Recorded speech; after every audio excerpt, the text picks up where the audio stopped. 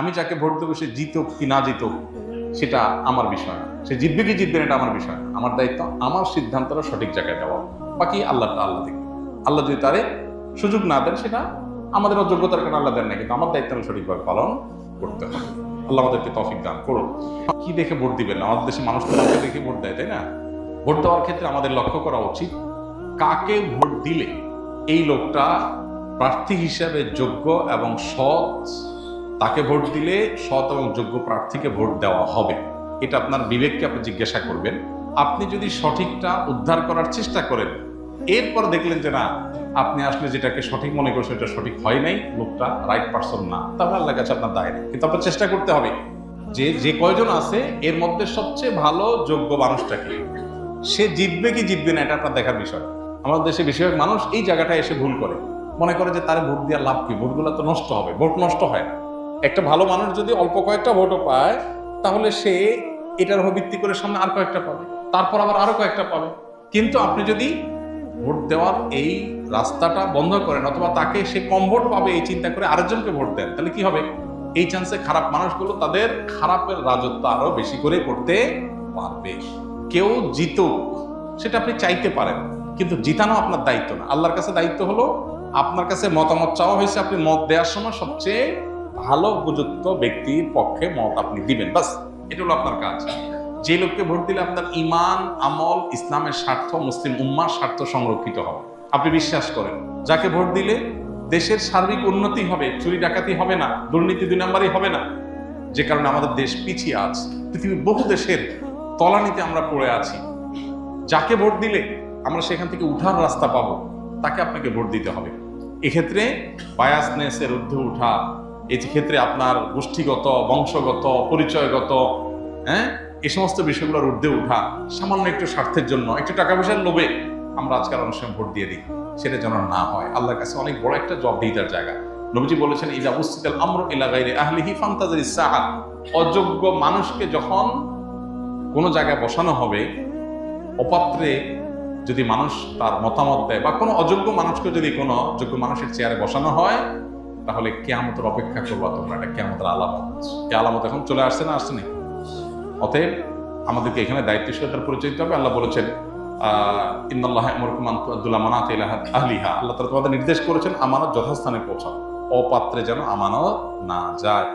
আল মুস্তাশার মু'তামান, একজন মানুষ তার মতামত চাওয়া হলে, পরামর্শ চাওয়া হলে তখন সে আমানতদার হয়ে যায়, তার কাছে এটা আমানত হয়ে যায়। অনেক বড় একটা ব্যাপার। আমানতের খেয়ানত করলে এর ভয়াবহতা অনেক বেশি, এবং যত অপকর্মের দায় আপনাকে নিতে হবে, বিশেষ করে এই সুযোগ পেয়ে যত অপকর্ম সে করেছে, যদি আপনার ধারণা থাকে যে সে এই টাইপের কাজ করতে পারে, তাহলে সৎ মানুষ, নেককার মানুষ, দ্বীন, উম্মাহ, ইসলাম এবং দেশের সার্বিক কল্যাণ বিবেচনা আপনাকে করতেই হবে। আমি কাজ জানি, কিন্তু ইন্টারভিউ দুর্বল থাকায় অন্য একজনকে দিয়ে ইন্টারভিউ দিয়ে পাশ করে পরবর্তীতে আমি ইনকাম করলে হালাল হবে কিনা, ভালো বুদ্ধি। নিজে ইন্টারভিউ দিতে নার্ভাস ফিল করেন, পারেন না, আরেকজনকে দিয়ে করাইলেন, করায় আপনি চাকরি করলেন। এটা যদি আপনি করেন তাহলে সেক্ষেত্রে আপনি তো প্রতারণা করলেন, আপনি তো একটা ধোকা দিলেন। আর নবীজি বলেছেন মান গাশশা ফালাইসা মিন্না, যে ব্যক্তি ধোকা দেয় সে আমার উম্মত না। এই জন্য এটা জায়েজ হবে না। তবে চাকরিতে যাওয়ার পর যদি আপনি যে কাজটা করছেন সেই কাজটা যদি লিগ্যাল হয়, হালাল হয়, তাহলে আপনার পারিশ্রমিক গ্রহণ করা হালাল হবে। বাট আপনি একটা প্রতারণা করেছেন, একটা কবিরা গুনাহ করেছেন, এর জন্য আপনার গুনাহ হবে এবং সেটা তওবা করা ছাড়া মাফ হবে না। বিভিন্ন অনুষ্ঠানে উচ্চস্বরে গান বাজানো হয়, এমনও হয় রাত 1টা-2টা পর্যন্ত বাজে। মানুষের ঘুম নষ্ট করে তাদেরকে কষ্ট দেওয়া, বাধ্য করে গান শোনানো তাদের কিরকম গুনাহ? আর কোনো আশেপাশের মানুষ বাসায় বসে গানকে এনজয় করা একজনকে পজিটিভলি নিলে তার গুনাহ হবে কিনা? ভাই, এটা আমাদের দেশের একটা সামাজিক অপরাধগুলোর মধ্যে থেকে, সামাজিক যে সমস্ত ব্যত্যয়গুলো আছে সেগুলোর মধ্যে থেকে একটা, যে উচ্চস্বরে গানের আওয়াজ কিংবা ওয়াজের আওয়াজ যেটাই হোক, এটা দিয়ে মানুষকে অতিষ্ঠ করা, এটার বিরুদ্ধে আমাদের অবস্থান নিতে হবে।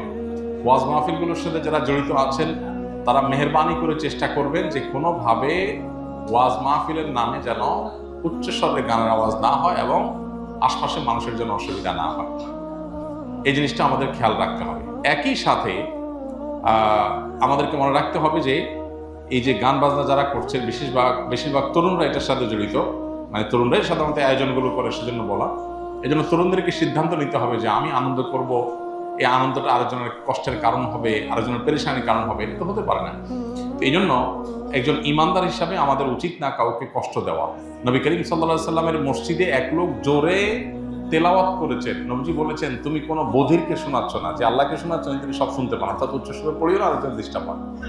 সেখানে আমরা কিভাবে ওয়াজ করতে গিয়ে মানুষের ডিস্টার্বের কারণ হয়, বিশেষ করে ঢাকায়, চট্টগ্রামে, শহরগুলোতে যে মাহফিলগুলো হয়, গ্রামেও দূর দূরান্ত পর্যন্ত মাইক লাগাইলাম, এমন ভলিউমে আমি ওয়াজ দিলাম রাত 12টা পর্যন্ত যে মানুষ ঘুমাইতে পারলো না, সকালে ডিউটি আছে সে ঘুমাইতে পারছে না, বাচ্চাদের অসুস্থ, হার্টের রোগীদের কষ্ট হয়, কোনো অবস্থাতে এটা গ্রহণযোগ্য না। এটার বিরুদ্ধে আমাদের প্রত্যেকটা মানুষকে দায়িত্বশীলতার সাথে কথা বলতে হবে, ভূমিকা রাখতে হবে।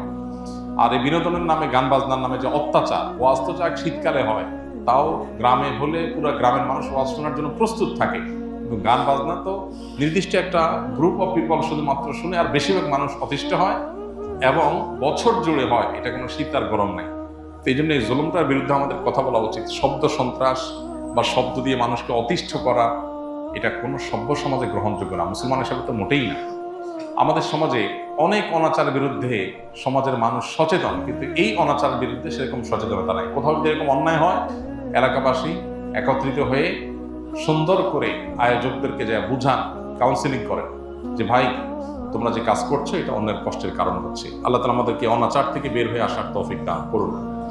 কিভাবে একটা মানুষের আনন্দ হয়, একজন লিখেছেন যে একজন বাসা থেকে এনজয় করছেন। হ্যাঁ, আপনি এনজয় করছেন কিভাবে? আপনি জানেন এই আওয়াজটা একটা মানুষের বুকে ধড়পড়ের কারণ, একটা হার্টের রোগী ছটফট করছে, এটা মনে উঠলে তো আপনার সব আনন্দ মাটি হয়ে যাওয়ার কথা, কিন্তু আপনি আনন্দ করছেন, তাতে অন্য মানুষ মরে যায় যাক, আর জন্য কষ্ট হয় হোক।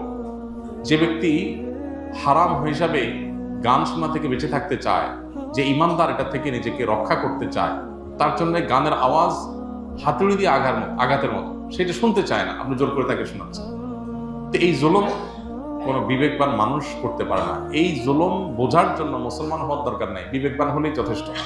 মাথায় যদি একটুও মগজ থাকে তাহলে সে চিন্তা করবে যে আমার একটা উৎসব, আমার একটা ফুর্তি, এটা আরেকটা মানুষের চোখের পানির কারণ হচ্ছে, কিভাবে এটা আমি মেনে নিতে পারি? আপনি ফুর্তি করেন, ন্যায়ভাবে করেন, অন্যায়ভাবে করেন, সেটা তো এক জিনিস, আল্লাহর কাছে এর জন্য আপনার ধরা জবাবদিহিতা আছে।